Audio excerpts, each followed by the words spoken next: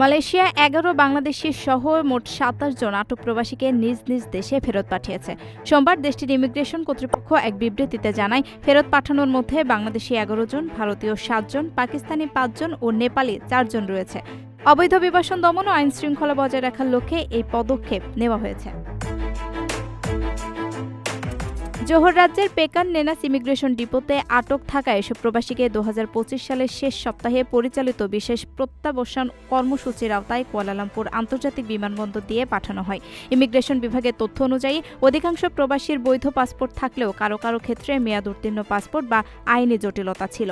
এসব ক্ষেত্রে সংশ্লিষ্ট দেশের দূতাবাসের সহায়তায় অস্থায়ী ভ্রমণ নথি ইস্যু করে প্রত্যাবর্ষণ সম্পন্ন করা হয়।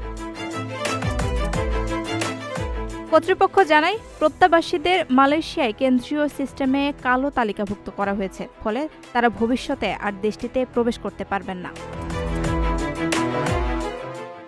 আপনার স্বপ্নগুলো আকাশ ছুবে প্রবাসীর হেলিকপ্টারের মাধ্যমে। বিয়ে, জন্মদিন অথবা যে কোনো বিশেষ প্রয়োজনে হেলিকপ্টার ভাড়া করতে যোগাযোগ করুন স্ক্রিনে দেয়া নাম্বারে। প্রবাসীর হেলিকপ্টার, নিরাপদ ও সাশ্রয়ী বাহনের বিশ্বস্ত নাম।